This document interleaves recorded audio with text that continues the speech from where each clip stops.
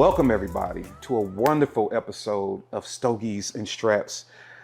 Once again, we're gonna have some relaxed conversation, some adult talk. I want you to sit down, I want you to relax. If you got a stogie, get your stogie. If you dabble in other things, maybe get that out. Get you a nice drink, and I want you to sit back and relax as we have a conversation with our beautiful guest today. I'm not even gonna steal her thunder. I think she's a wonderful person. I do know her, but I'm gonna allow her to introduce herself. So ma'am, beautiful Black woman, can you please tell us who you are? Hello, everybody. First of all, thank you, Katie, for having me on Stogies and Straps. I feel really honored. This is so dope. My name is Tanjanika. My friends and clients call me Tangy, like tangerine. And I am the CEO of Tactical Tangerine Defense. I teach you tips and tricks on how to stay trained and tactical in these streets. Okay, how to stay trained and tactical. So, I find that your name is very, very interesting. But I'm gonna tell you what I like about it. Okay. The Tactical Tangerine Defense. So, and we're gonna talk about ladies and guns, and that's gonna be a part of the conversation today.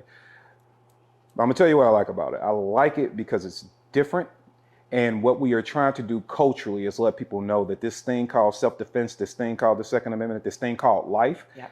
doesn't have to be cookie cutter. You don't have to do it the way somebody else is doing it. You can be okay. And I think the firearms industry or gun game, if you will, whatever you want to call it, I believe it can absolutely use a strong injection of different, right? Because who are we really talking to? Are we really talking to combat soldiers every day?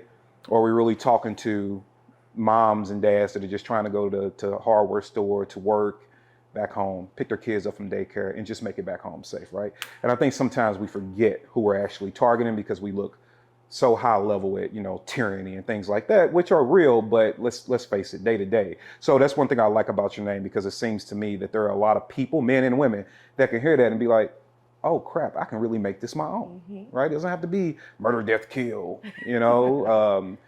tactical assault school, So I really like that. Thank you. I love it too. You know how I came up with that name?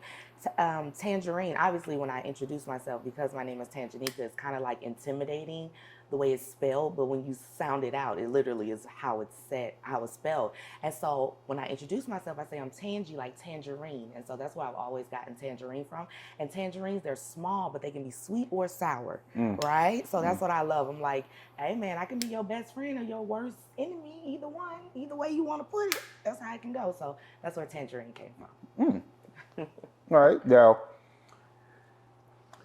one thing I find interesting about you is that you're also a mix of humble, but I'll tell you about me if you push me there, right? Like you'll get on your horse real quick, which hey, sometimes we need. I tell people all the time, humility can be your handicap if you don't understand how to really navigate those waters well, right? But you're also a Marine vet, and you don't talk about that a lot. And why is that? It's not a particular reason. It didn't define my whole life, but it is something that I accomplished. I'm super proud of it. I am a Marine Corps veteran. I did 2 tours in Iraq. That's some things that people can't say. Most people can't say that. And a lot of friends that I knew didn't come home. So just to even be able to come back was an accomplishment in itself. So I just don't mention it as often, but if I need to, I'm going to bring it up now. Like, I'm going to say something about it. Yeah. You are, and correct me if I'm wrong, we just talking. But I noticed, and I believe it was this past Veterans Day when it just clicked to me, and I noticed, and I've never served, so I don't claim to have that. I'm not what do we call them? What are the people that steal stolen valor? I'm not one of those guys. I did my thing, but it wasn't in the military. But I'm very respectful of everyone and things they've done, right? Because some people are, hey, you're in a fraternity or a sorority or a military vet or a combination of all. So I'm real respectful of people's life experiences. But there's one thing I noticed about you. Low key, you are very defensive about military vets. I am. That's so true. You are defensive. You study people. That must be what you do. You know why? Because literally, they're all liars. That's what it really boils down to. This country makes it seem like they give a fuck. Can you curse on here? Right. Okay, they make it seem like they care when they really don't. So they come out 4th of July, they come out Memorial Day, they barbecue, do whatever the things they need to do. But it's like, I know real homeless vets. I know real veterans who can't get the assistance they need. Hell, I know myself, and I've been through situations where I thought I was covered by this, that, and the third, or the military will help me out, or veteran, the VA, this, that, and the third, and they don't. So when it comes time for me to speak up for issues and be a voice for those who sometimes don't have a voice, I'm absolutely gonna stand up and do that. And I'm gonna be defensive about it. Hey, respect. And I've seen you on your Instagram page. I've seen you absolutely do that. And you know, when I sat back and I looked, I'm like, this is someone I would want defending me, because you do it and you do it unapologetically. You're like, this is the issue. You kind of remind me of myself in that way. Like, you're quick to point out the issue and break down exactly what you see about it, right? So there is no confusion. Right. you understand what I'm saying to you. But man, when I saw that, I was like, this is someone that I would want to have my back on the issue, because it's not like I found you being defensive and you were being, just unrealistic about your stance. You were very, hey, don't act like you love us one day a year. What is going on, the other 364 days? This is what's happening to vets. I'm going to stand up for them. And you know what? I got to say honor and respect. But I'm going to ask you this, though. Talking to the average everyday citizen that really doesn't understand veteran lifestyle or military, anything like that, what can they do to better assist vets? Because I can tell you one fear that a lot of citizens have is when we see news releases of these organizations, and I'm not going to pick on one or the other, where they're getting reported back that they aren't doing the right thing with the money, right? So it kind of makes people a little bit of standoffish. So if you're talking to the average everyday American citizen, like me, what do you tell us to do to better assist?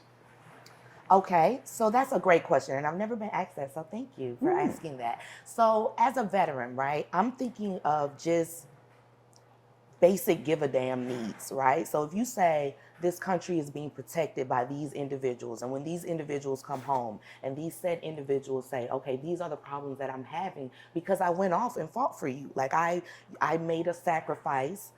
It was something that I volunteered to do. So we'll say that's something that I volunteered to do. And because of that, because I volunteered, the negative ramifications that came from that could be mental health issues. It could be physical issues. I need support in different areas in my family life. I need support with housing. So it's basic needs, right? Is what I'm saying. So I was speaking of homeless vets, every weekend when I was in California, I used to live out in Cali. Every weekend I used to go feed the homeless. And so this was a weekend activity. And we would go around to Skid Row, and there were all Air Force veterans, Navy, Marine Corps. And I'm just like, how is this even possible? How is this even an issue in our country when you say you love us so much? How is it that I just found out maybe a month ago that my dental ain't really good?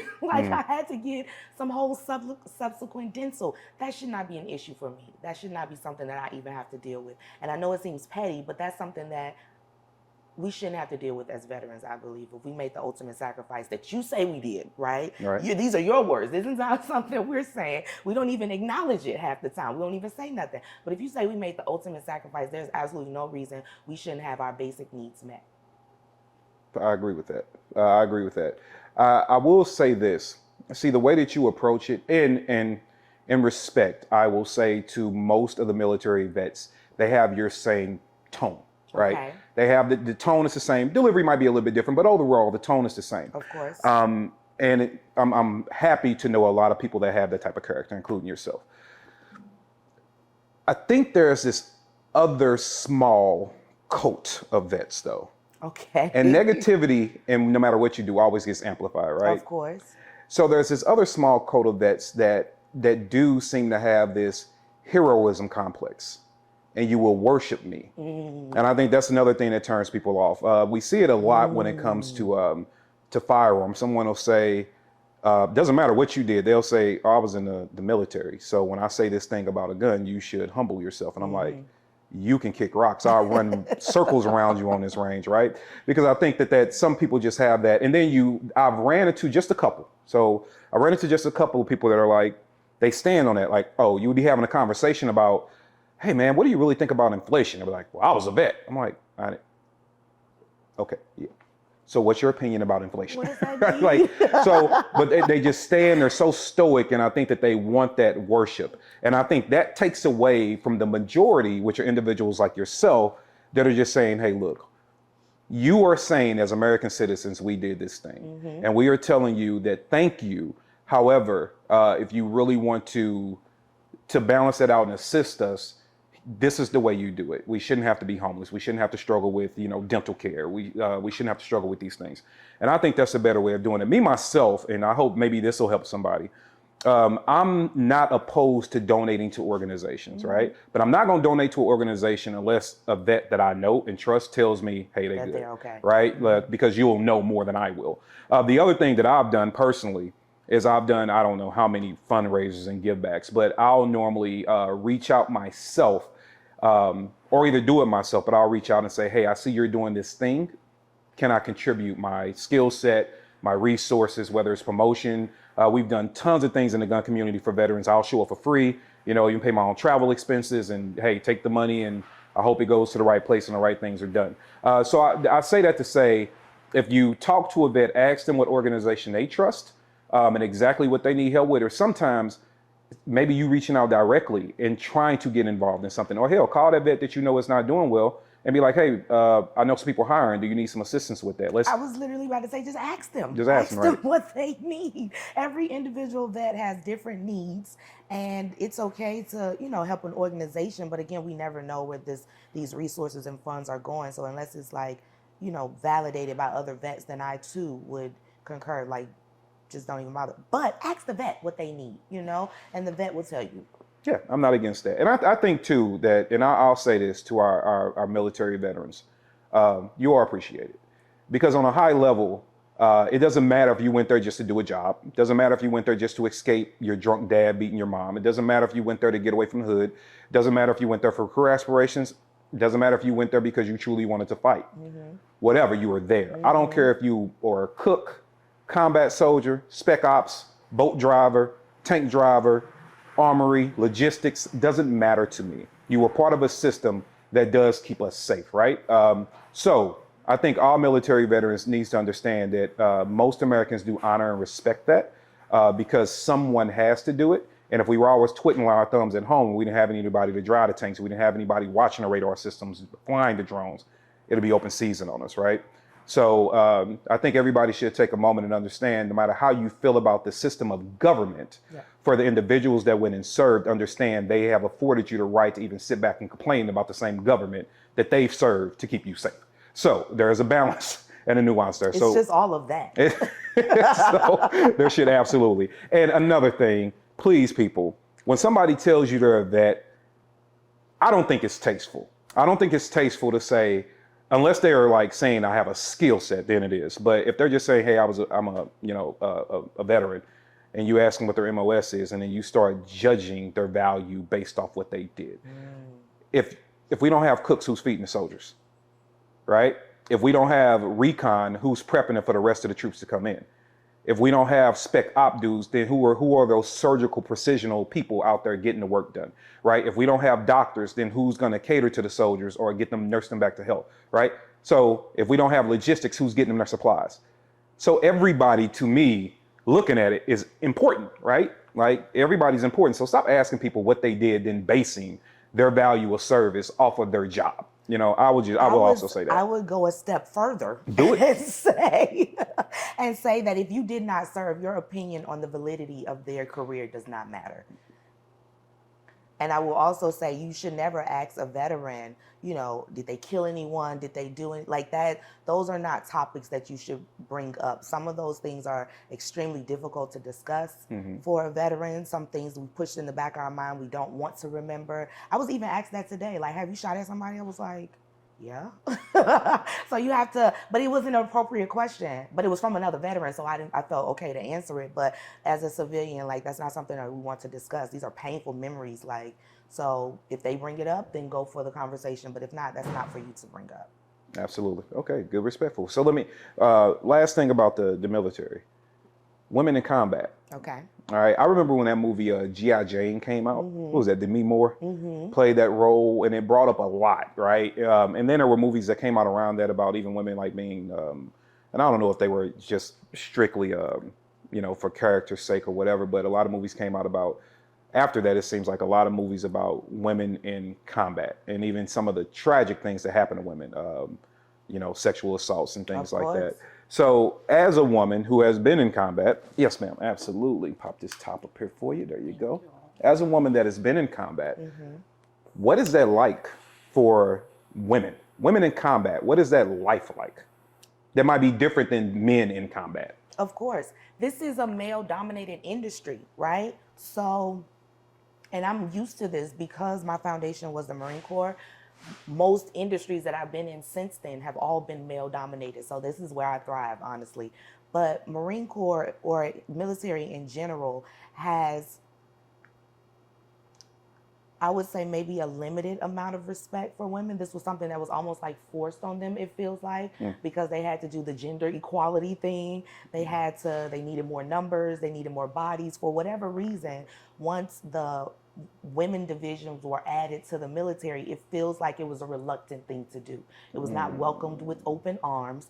And so that atmosphere, that energy is passed down year to year. It doesn't change. It isn't cleansed. Does that make sense? And so as a woman, you have to assert yourself. You have to demand a certain level of respect. You have to work twice as hard. You have to run faster. I have shorter legs, so people are taller than me in the military. Like physical, mental, everything has to be more when it comes to you being a woman in the military. And I was a woman I was married at the time. I'm now divorced. Put that in there. Because that's important.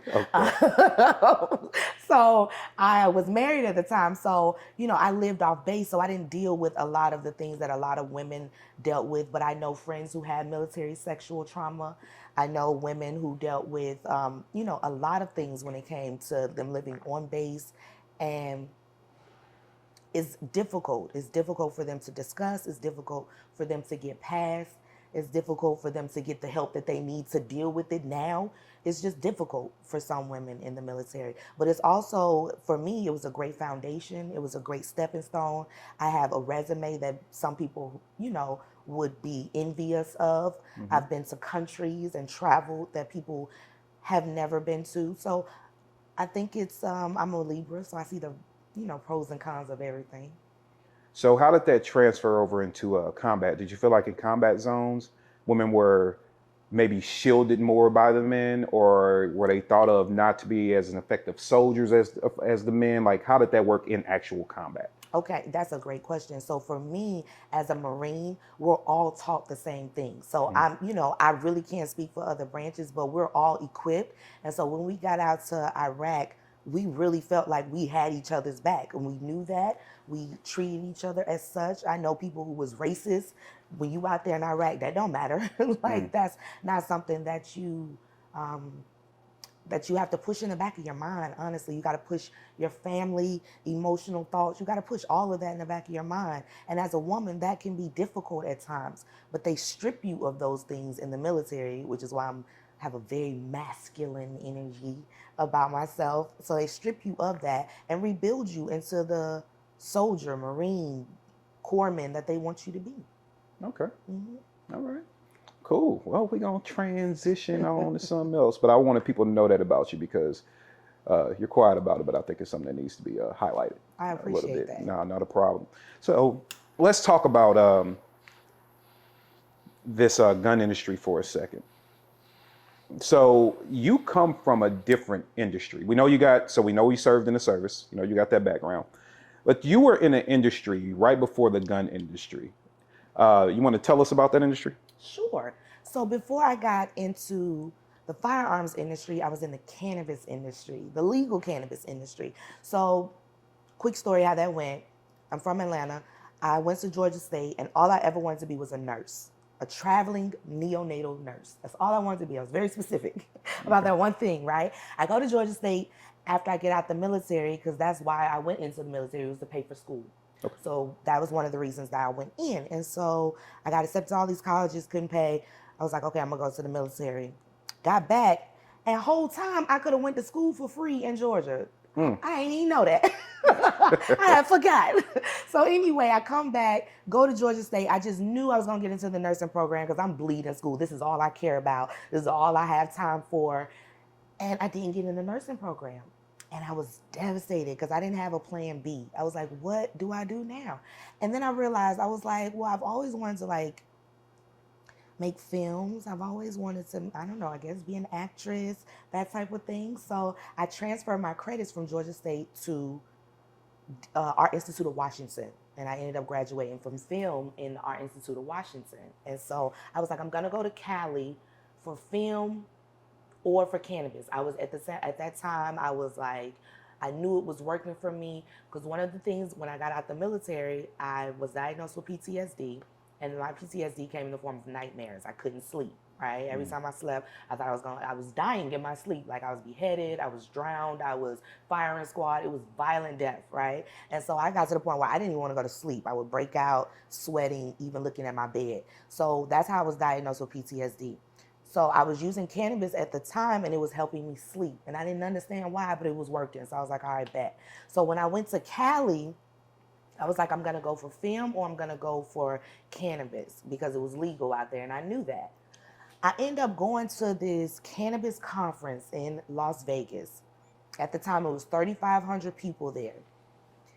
Right now, today, it's the largest cannabis conference ever now. But when it was in those years, it was 3,500 people there, and there were 6 black people there. 6 black people.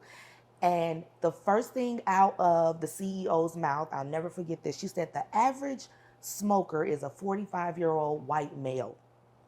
And I was like, she lying. And I looked around, I was like, huh, well, maybe she ain't lying. Like, it was something about cannabis I didn't know.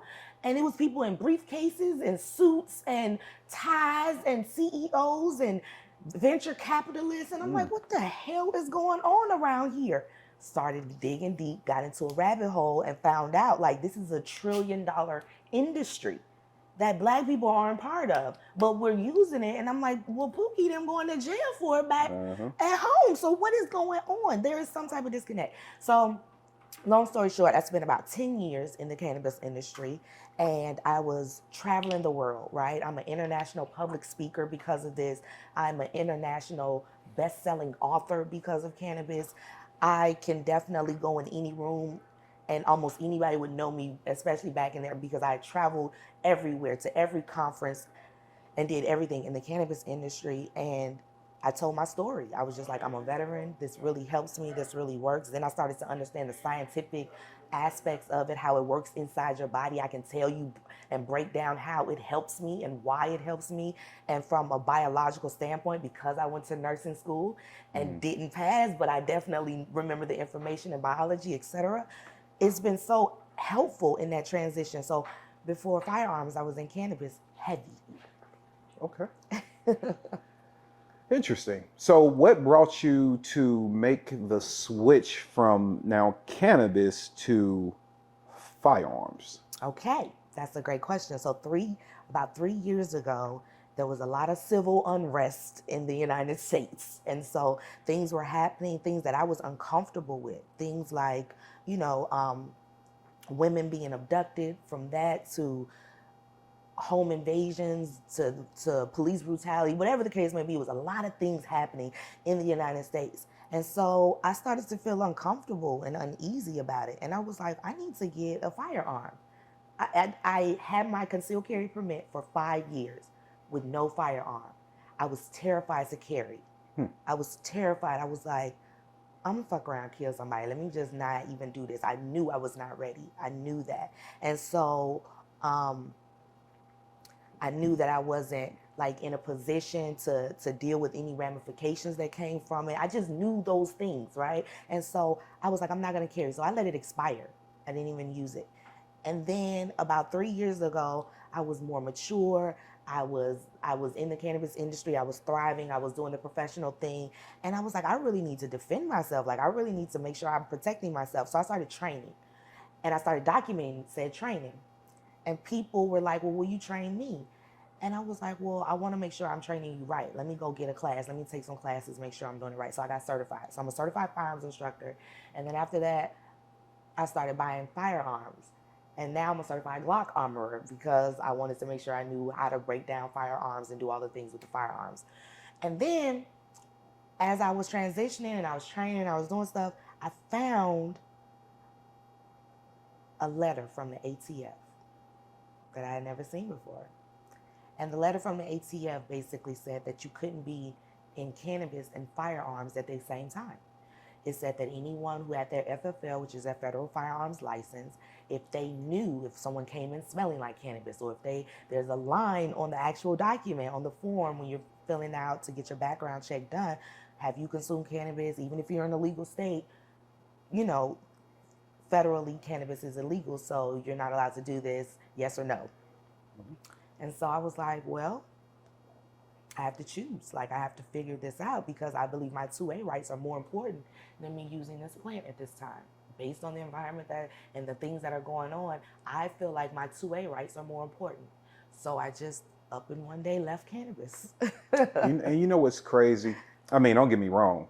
Happy to have you. Thank you. But you know what's crazy, and this is where I get pushback, which is fine. I am a guy that believes in freedom. I just do. I believe in it. Even if you use it in a way that I don't appreciate, I still appreciate you using it, right? It's just one of them things. Of course. And I think it is a horrible thing that people have to choose between the two.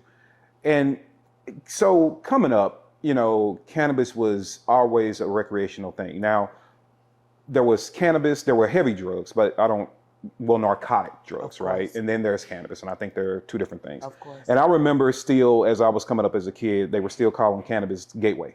It's the gateway drug, right? And so that's how they try to convince a lot of kids to stay away from it. But people were getting high in the hood all the time. Two things that are common that people were doing in the hood, it was smoking weed and drinking, right? And obviously there was a whole bunch of other stuff going on, but smoking weed and drinking. And the brothers that were high were always easy to deal with. Like, they were chill, calm, collective. A lot of drunks you had some issues with. And when I went and did my 10 years at the PD, and my job was to be a jailer, that's what I did, right? That was my primary position. And whenever I had detainees that were high, look, man, bruh, can a brother get some water, something to eat? And hey, you know what I'm saying? I'm good, you know? And I never judged anybody because of that, because they, to me, were always in a settled state. But when somebody come in drunk, oh man, this went from a peace disturbance to now all of a sudden you got assault second because your mind is just off the chain. So I used to always look at between alcohol and marijuana. I'm like, well, this one's legal. And this one's not. And I used to, always struggle with that. And then we fast forward to now, and now we have all these medical studies coming out, right? About the benefits of it, right? That I've been paying attention to over the last, maybe decade. And I'm looking at all these medical studies and I still don't partake, right? But after I start seeing the benefits, and I didn't judge people before, but man, once I got informed about the medical benefits and then it hit home. My mom caught cancer. She survived breast cancer, which she's now on the good end of it. Congratulations. Right? Thank you very much. And my sister did too. My sister caught stage 4 breast cancer. Wow. And I'm like, whoa, we're going through all that as a family, but I'm listening to the doctors even tell them, like, hey, try it. You need to. And I'm not going to disclose whether they did or didn't. But it was a recommendation. Let's just leave it that way. And watching other individuals I know that were struggling with different things in life that don't have let's say the medical means to go get these narcotic drugs. And to a degree, I don't think you need to be on all that crap. They were just like, man, give me some cannabis and I'm good. And I think that people having to choose between their health and defending their life is an unfair choice. So, for me, I think an adult should be able to be reasonable. If you know you finna get blasted, homie, I mean, you finna be gone to outer space. You on Jupiter some dang gone where. Then maybe have, like we do with designated drivers with alcohol, right? Mm-hmm. Maybe if you're gonna be out and about to where you feel like you really need that pistol, then maybe have a homie with you that can be designated, right? They maybe feel a little different about weed, or they just not gonna partake that night, and they'll be the one looking out for you, you know. But I think that should be left up to reasonable adults that have brains that can make reasonable decisions for themselves. So I'm sorry to get off on a tangent there, but I really find, and this is coming from somebody that doesn't smoke marijuana, I still find it very offensive and very intrusive that you are making people make decisions about them enjoying a recreational drug for a recreation or medical reasons and then protecting themselves. But yet, Big Pharma can give you all kind of pills to throw in your body, and it's got the little warning label on there about operating heavy machinery and all that. But Big Pharma can give it to you. You could be sitting at home with boxes of Oxy, as long as you got a prescription for it, and 1,000 rifles behind you. And it's not a big deal unless you do something wrong. But something that Big Pharma is now intimidated by, right? That, oh my God, if they're smoking cannabis, it takes them from grabbing these pills from me. Now all of a sudden, this is conspiracy about government Big Pharma, but now all of a sudden, me going after more accessible means to help myself through cannabis is not okay. But if I go to a doctor and they write something from Pfizer or pick a company, then that's okay, and you can still have your gun rights. That is crazy. It is the absolute craziest. It is. But once you're deep into it, again, like I went down this rabbit hole, and it makes sense. You're like, it does so many amazing things for so many people, because our bodies are meant to like, we have an endocannabinoid system. I can really go into it and really tell you how it works and benefits, you know, our bodies. But it makes sense why it's illegal. You know, because it doesn't have those secondary side effects that cause you to take another pill and do something else. And it doesn't, and then when you think of hemp and how it can replace everything in this entire surrounding, even the set that we're on right now, it can replace everything. It's $1 trillion plant. Like, it makes sense why it's illegal. It's going to affect a lot of pockets, you know? And when you live in a capitalistic society, when it's, you know, greed over everything, when my family has been living off this for generations, you're not going to stop our bag by any means necessary. When I know exactly what to do and exactly how much to spend to make this happen and make it go away, to make this seem like this is a bad thing when I know it's not. When I take it myself, Big Pharma take cannabis. They not taking the things that they prescribing to you. Man. They are taking these plant and these natural made, you know, these natural herbs and remedies from the earth. Everything we need is on earth. So it's evilly brilliant is how I see it. That's what I call it. But you did bring a particular thing that you did for cannabis over here. And now I listened to your show. Okay. I listened to your show several times, actually. I've been a guest on your show. You have. I think I rocked that joke too. You did. He's talking about chocolate tangerine on Power 108.9 too. If you put that out there, girl. Okay. Put that out there, girl. Put that out there. Check that out. You take your time, and I know you did this in the cannabis game, but you take your time and break down laws, right? So I get the defensive aspect of firearms, right? But you also brought that, which I understand has got a lot of legislation and stuff dealing with cannabis, right? Like tons of it, especially you traveling internationally. So now you got to understand this country's viewpoint and that country's viewpoint. And then you brought that skill set to firearms. Why did you feel it was important to break down laws and regulations to the American people? That's a brilliant question. I am, at the heart of what I do, a legislator educator. That's what I am, right? And so I recognize that a lot of us getting caught up in the legal system, especially Black and brown people, we make up the most or the bulk of the judicial system, and we don't know shit about the judicial system. It's weird to me, like the math ain't mathing. And so I'm just like, if we read this legislation, right, the things that people put in place to, you know, or the rules that they create, we can know the loopholes. We can know how to stay out of jail. We can know how to prevent ourselves being locked up. And so I got into legislation education because I was consulting my clients who were trying to invest and they were scared. They didn't know where exactly to put their money in the industry. And I'm like, well, this is a loophole because the legislation says this, but it doesn't say this. And it says you can do this. But so initially it was a way for me to help my clients to get in where they fit in. Meaning, like, say for instance, if they wanted to get involved in the cannabis industry, but they didn't want to touch the plant, I'm like, well, let's do logistics then. That sounds like transportation. Maybe you should get a Brinks truck and then, reverb it and do a branding strategy like this. So I would help them understand how they could get into the cannabis industry without actually touching the plant. Or if they did, I've actually built dispensaries for them. And I'm like, this is how you can do this in this area because this zoning says this. So you have to be educated in order to help your clients. But then I realized, okay, as I was reading this, I'm like, holy shit, this is how you're going to get locked up.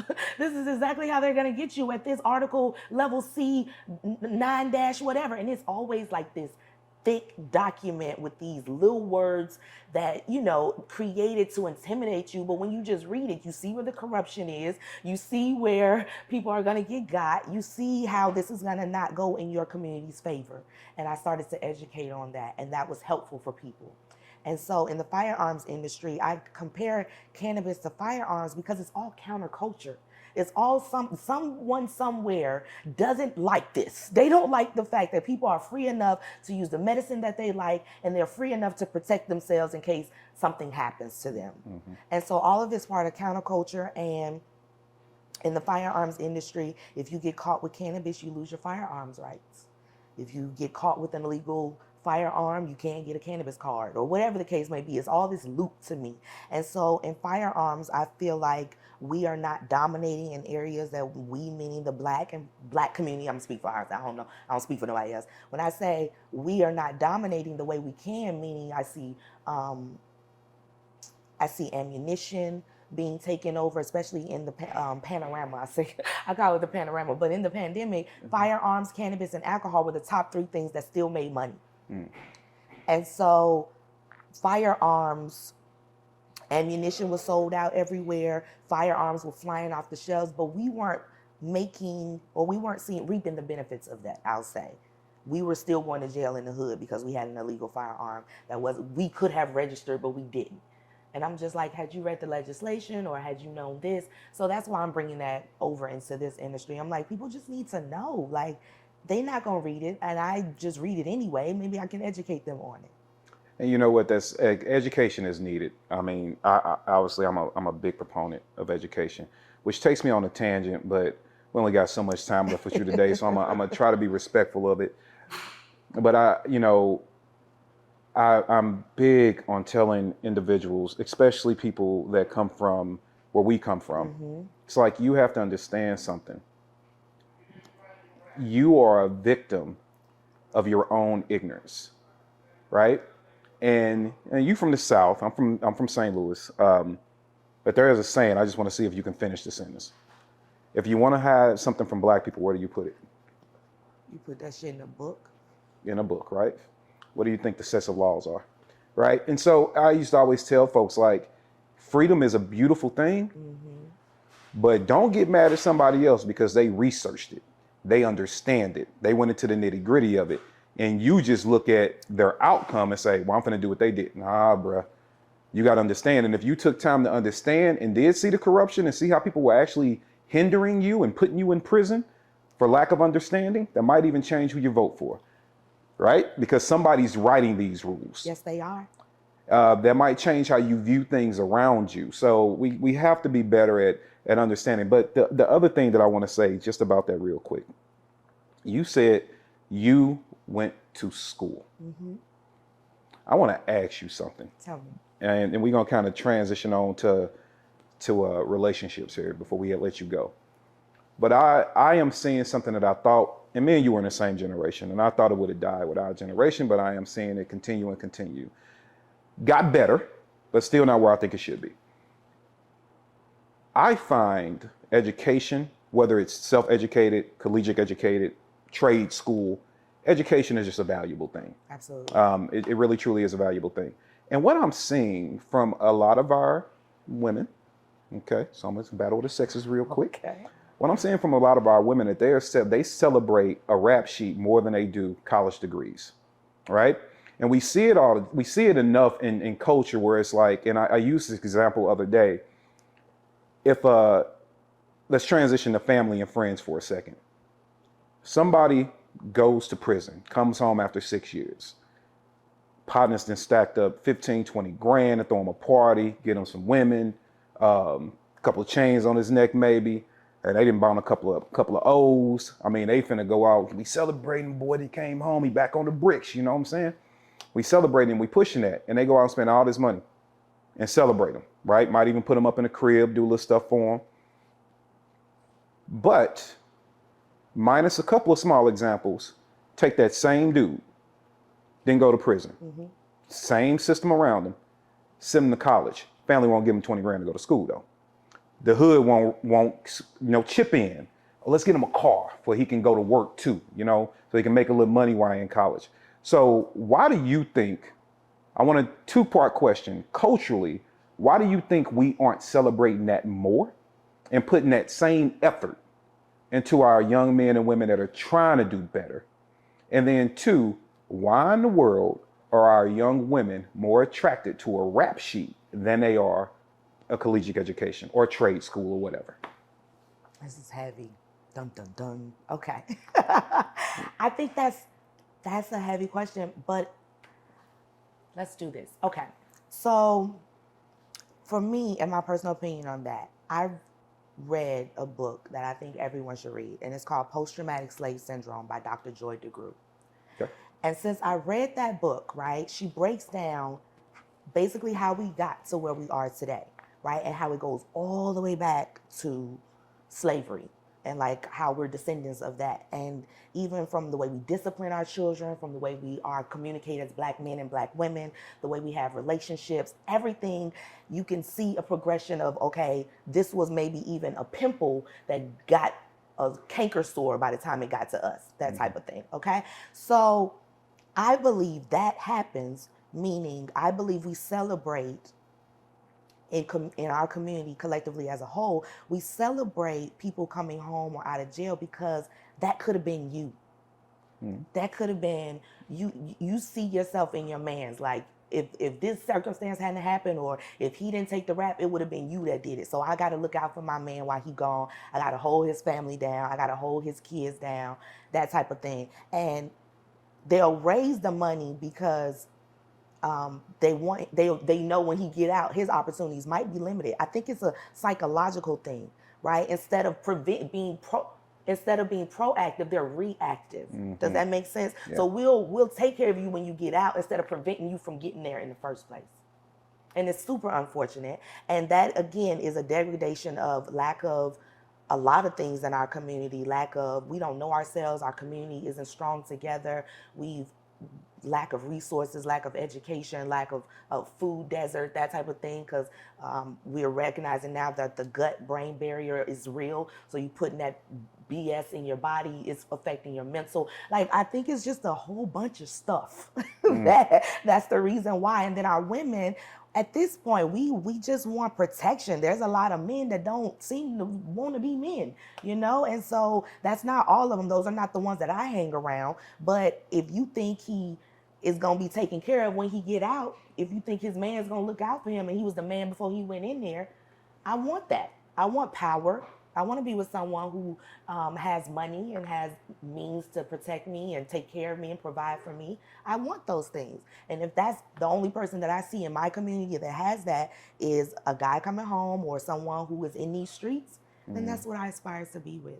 I think it's a mental thing, and that's a young mentality as well, because I am around Black millionaires and Black billionaires. So I know that it didn't have to come from out the mud. I know it didn't have to come from the street. I know it can come from education, digital products. I know there's other outs other than sports and, all the things that we say we commonly see in our community. But some people don't have that access or that visual, and so all they see is what they see. I feel that. I love. That's why I was comfortable asking you the question, right? And I think for me, from a male perspective, and being that look, I'm from the mud, right? Tried and true. And so I've seen it from both times. I have allegedly done some things, right? Always allegedly. Allegedly, 100%. been in some places. And I think that, I understand that the mindset that I have is not necessarily a shared mindset, but I just wanted more. That's why I started advocating for better, even as a kid on the block. When I allegedly was still in some action, I'm just kind of like, this can't be life. Like, this can't be life. And this is before we had access to the internet like we do today. I'm like, this cannot be real. This cannot be all it is, right? And we start pushing past those barriers. And when I start having some of these conversations, now granted, I say conversations, it's me at 15, 16, 17 years old, but I'm trying to ask people around me. And I used to remember talking to the girls, man, and I think everybody goes through this, culture to culture to culture. But the women used to say like, oh, because I want a man that can protect me. And I'm like, hey, a lot of these dudes with goals, you ain't tough because you put jewelry in your mouth. Like this image of, I'm like, hold on, man. Like, so I think that transferred to kind of go with your point, that transferred to, that's what we've been taught protection and masculinity is. When it's like, sweetheart, that brother that you see putting on his khakis and his button-up shirt or his Dickies uniform to go to work or his suit and tie or whatever he putting on to go make his money every day, that man it's a good chance that man is also protecting the people he loves around him, wife, kids, girlfriend, whomever. He just doesn't have to do it with an energy that says, oh, I'm dangerous and I'm a threat. Test him and see what happened. Mess with that brother that just got out working 12 hours and you trying to kick in his door when he been working, 12 hours for 4 years to provide for this family. Come in his crib, see what happened to you. That's right. You know what I mean? So I would like to see that energy. And I pick on our women because and I know a lot of men gonna get mad when I say this, but women don't make men, but boy, do they guide them, right? Like a woman saying, "Ooh, baby, you know what? I really appreciate a man that's just going in and busting his back at work for us or starting his own business. Baby, I will love you to the ends of the earth. I just need you to come out these streets. I'm cool with less money. I just want to see you go and provide for your family." And man might, you know what? All right, baby, like, hey, men, I get that there's a system and there's some personal accountability too. Absolutely. When it comes to being in these streets. But you know what, brother, we'd rather see you in trade school. So if we had our women, just guiding and saying, this is what we want from you, I think a lot of our men, especially our young men, would say, oh, because right now what they think a lot of our, especially young women, want from them is what they see in videos. Of course. You're right. You need to see the chunks on my neck, and I'm like, bro, you trying to go out there and buy a $250,000 chain? That might not be your life. Put that woman in a $250,000 house. Forget that chain. You trying to go out here and do everything you can to buy some salvage, Bentley that was in a flood that you can now get for 15% of the price of it used to cost, where you can ride around and flaunt in a Bentley that you still, I don't know, $70,000, $80,000 on for an old one. Why don't you take that 70, 80 grand and y'all go flip some apartment buildings together or go flip a couple of houses and build differently? But we got that poverty mindset and that image of what strength is that I think that we absolutely need to back up for. And I do agree with you. Once you start going in different rooms with people though, and you start seeing, y'all think there'd be some money. Man, look. That ain't even no money. That ain't no money.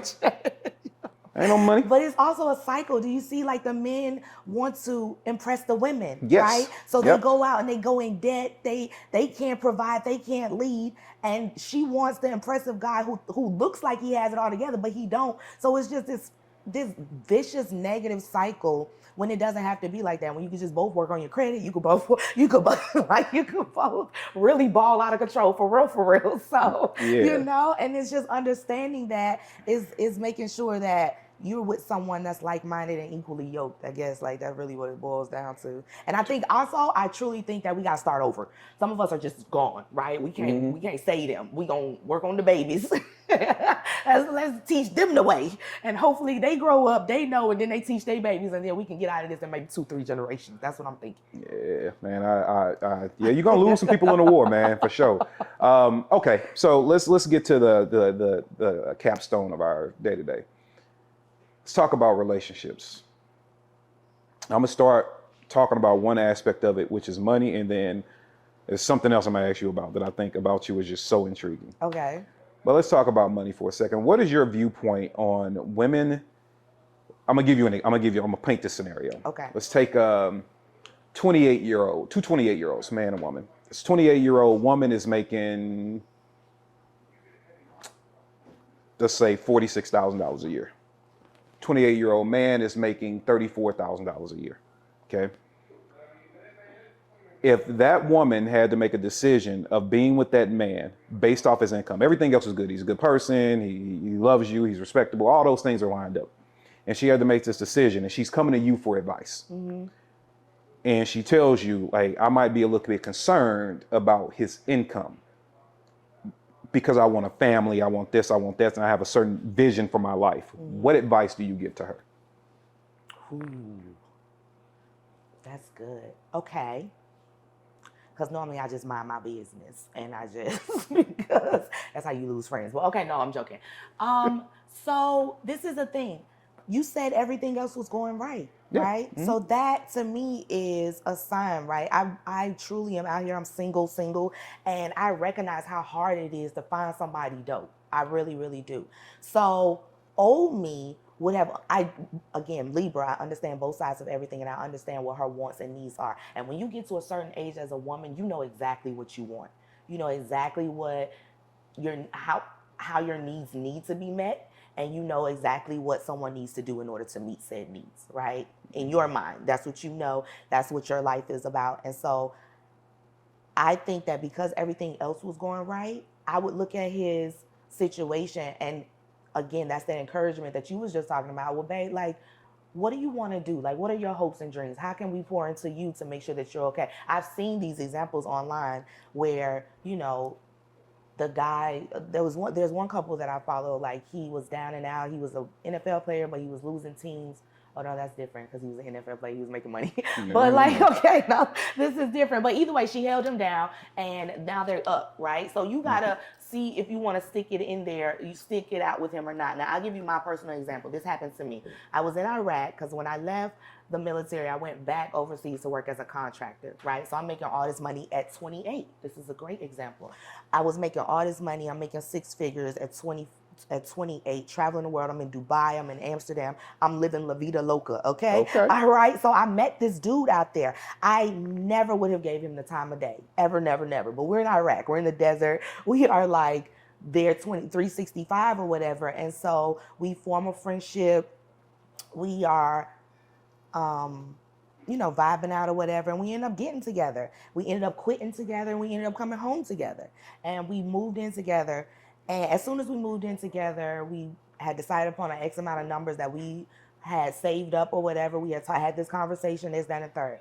Come to find out, his mom, when we moved in together, a month in, had spent all his money over when he was in Iraq, right? So first of all, I'm looking at him like, how the fuck you ain't got access to your account to see what was your antennas when she was doing all this? So that in itself, that made me doubt his manhood. That you don't have the proper leadership skills. How you gonna run our household when you don't even know what's going on in your account? So I started to second guess him then. So that was a thing. But he asked me, he was like, do you want me to leave? What you want me to do?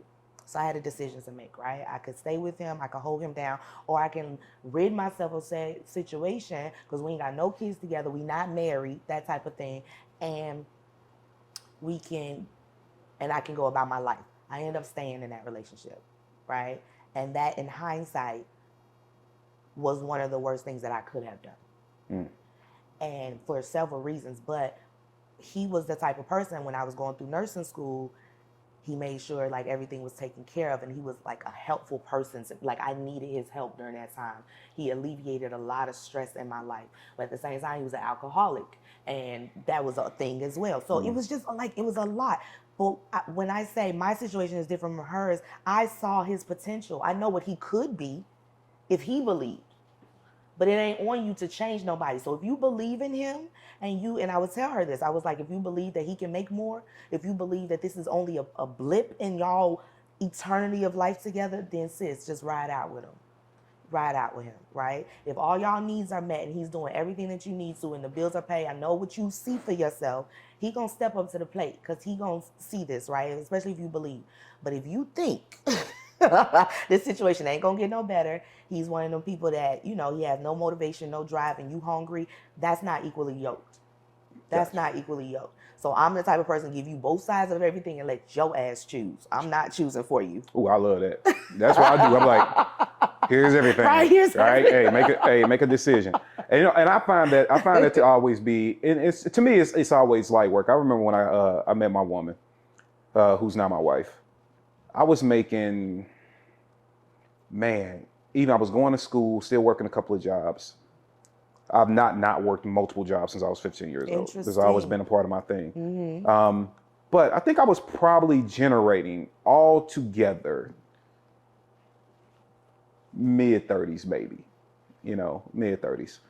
Then I had a lot of expenses. I wasn't really responsible, right? I was trying to learn because I had to figure this thing called credit and life out. I didn't really have a lot of education in that coming up.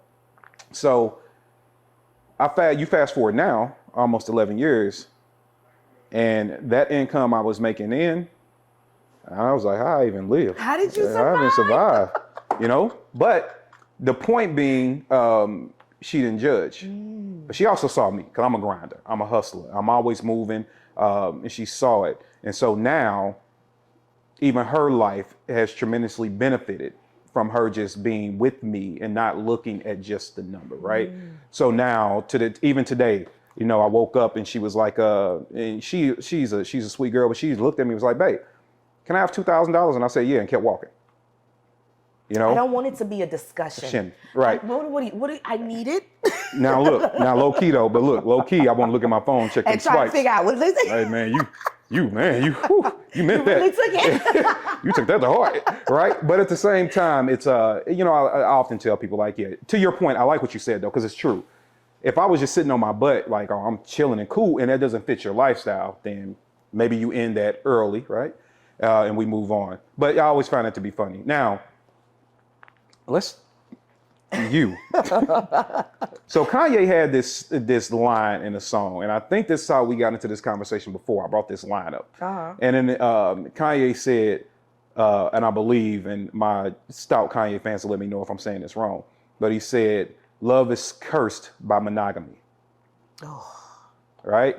So, and then there's this large conversation that has been amplified, I should say, about polygamy, right? Monogamy, polygamy. What are your thoughts about the two? Yeah. He say, yeah. Oh, we're going there. Okay, I'm here for it. You know what?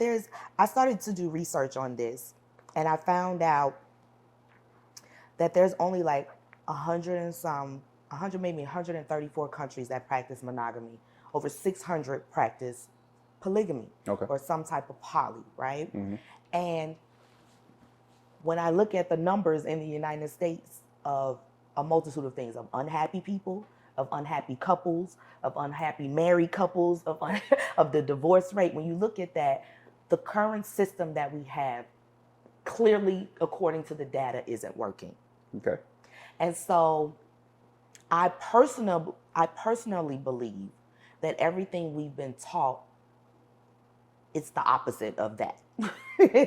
I believe that. And so I believe because we're in a patriarchal society, we should be in a matriarchal society. That's what I believe.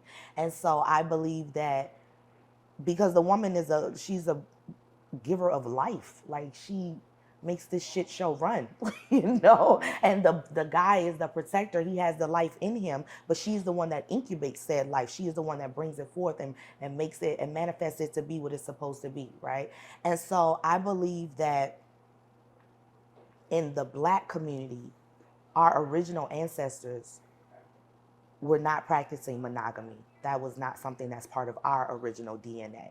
So we're allowing others to shape our community and what their thoughts are on said matter. Whole time they're not going by that. They're not practicing it. That's why you got all these pastors. That's why you got politicians. That's why you got all these people getting caught up every day. And that's why I think the society is like a shit show right now, because people aren't being themselves.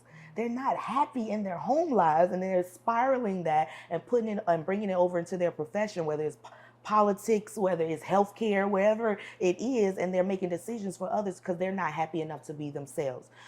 bringing that home, if you want to be with multiple people as an adult who is with other adults and we all agree as adults that we want to do this thing together, who are you to say that's wrong?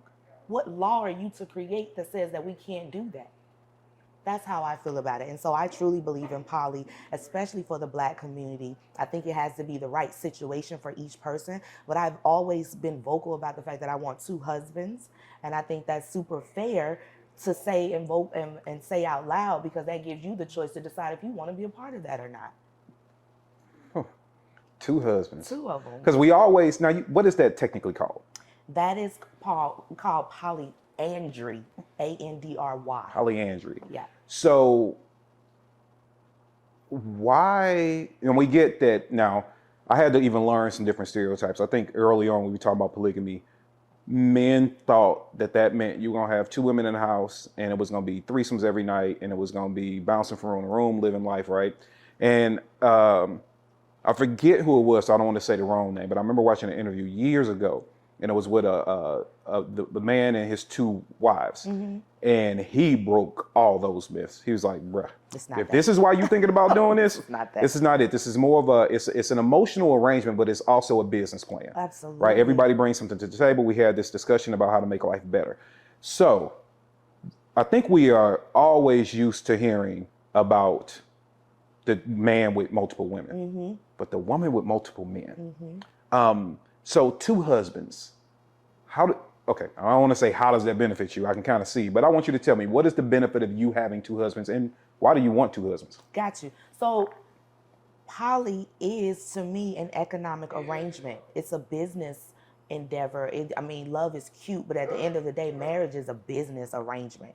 And so for our community, when you think about the reduced number of Black men, when you think about the number of single mothers, when you think about the lack of economic leverage that we have as a community as a whole, I feel like if we got together more, and I was watching this thing, I'm not taking this as my own, I follow Progressive Love Academy, and they are a poly couple that's been poly for like 20 some years, 26 years maybe, and so she has two husbands and he has multiple wives, and they've been together 26 years together collectively, and they've been poly 15 years. And so their relationship works, and they have this communication with each other, right? And he believes that in order for the Black community to really thrive, we have to share everything. We have to share resources. We have to share, and those resources include time, those resources include love, those resources include food, shelter, etc. And I agree with that, because we're so behind on the 8 ball. We need to do everything we can to catch up economically. And when we use that economic leverage to create the laws that we want, then we can start to create the community and society that we want to see, that looks like a representation of the United States, the real United States. So I believe it's all connected. And I believe, I know that I want two husbands, because I feel like you need help. you need help. Like, I know that you're going to have to go out of town. I know you're going to have to work. I know sometimes you're not going to be available. Whatever the situation may be, there's another person over here to help alleviate your stress. You don't have to do it all on your own. You got your mans over here, and y'all are brothers. Y'all share stuff. Y'all communicate. Y'all do business together. Y'all have opened up this. Y'all have increased your net worth together. I've helped increase and create a household for you both. So it's just works. Okay. So let me ask a couple little questions real quick. Okay. One, going back to the stereotype of the man who thought, oh, I want to be poly because I want to have multiple women before I can have these wild sexcapades, right? Bringing that over, as a woman who wants the two husbands, are you at all concerned that they might enjoy each other outside of your presence? So it would be a concern if I didn't want like brothers. I want brothers. So you want them to be like blood brothers? Blood brothers. I would prefer twins. I'm just putting it out there. I think a woman in Africa, somewhere in some country in Africa just did that. Yeah, absolutely. But I say that to say I'm not interested in guys who are interested in other guys or who are fluid or anything like that. I'm very specific about what I want. And I think that's the beauty of everything. People can have exactly what they want. They just have to be vocal about it. And I know there's a situation out there where maybe there's some brothers, some cousins, some best friends, something, who aren't interested in each other sexually, but they just tired of this whole thing and they want to put their efforts into one woman. I know that there's a situation out there for me. And even if it isn't, I'm just proud of myself for being bold enough to say the shit. I know people who wouldn't even say it, who wouldn't even fix their mouth to say, like, if you gonna say, my daddy told me, if you gotta sneak and do it, you ain't grown enough to do it. That hit me so hard. Like, I'm grown as hell. I can be with whoever I want to be with. I can do whatever I want. Now, that's up to you to decide if this is a situation you want to be involved in.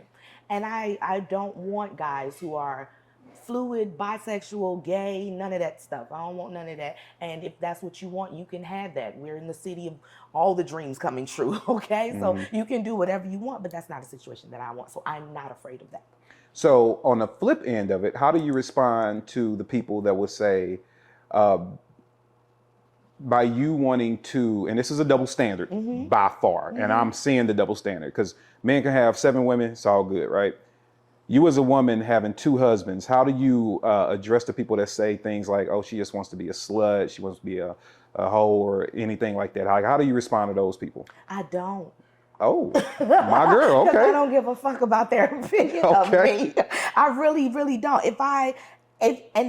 I would be afraid to say I want 2 husbands if that bothered me, right? I wouldn't even mention it. I wouldn't even talk about it. And I don't bring up my business. We're not having a discussion about what I want. I'm just informing you. We're not having a back and forth banter about this. You have your opinion about your life. You do you. And I will do me. And so I don't address it, but that's their opinion. Everyone literally has the right to their own opinion. And you can think what you want of me. I don't have to accept said thoughts. That's not something that you're going to put on me and make me feel bad about that. That's not how that works. So I don't address it, but they are entitled to their own opinion. Yeah, when I tell you I enjoy our conversations, when I tell you I enjoy them. So we gonna go ahead and wrap this up. But before we do, you have taken a small hiatus, right? And kind of stepped back from things for a minute, but something came out of that, right? And I think one of those things is sitting right here on the table. Tell us about that. Go ahead and grab it, bring it up closer. What we got here? Yes, so I have been taking a little break from everything around the last month of 2021. I got a little sick, and then also I had some death in the family as well. Sorry to hear that. So thank you. So I just decided like my mental health was more important. I'm a real big advocate of that, especially because I'm a veteran, especially because, I know what it takes for me to bounce back and how long it'll take me to bounce back from something extremely negative, especially if you fall into a deep depression or something like that. I don't even allow myself to do that. So I took some time. I went to the beach. I went to, vacation twice, that type of thing. I don't have a problem doing any of that. And in the midst of that, I decided before the end of the year, one of my mentors, Mr. Les Brown, he worked with me to write a book, and that was 2 years ago, and I have been procrastinating on it. And I was like, you know what, before 2021 ends, I'm going to finish this book. So I did. I'm super proud of it. It's called The Winning Lessons in Life from Breakdown to Breakthrough, Being a Woman Marine. And I'm really proud of it because I think there are certain characteristics that you need to win in life. I really, really do. I think there's certain attributes, or especially people that I know who are successful, they have certain characteristics that I think people need. You need a great personality. Like, you need to have a growth mindset. You need to have an accountability partner. I think you need to be totally committed. I think you have to have a no hesitation type attitude. I think you need to accept that yes is the only answer that you're going to accept. And so when I break those things down, I put it into a book so that people can understand, like, in order to go in the new year, whenever you want to read this, these are some steps that I think you should take.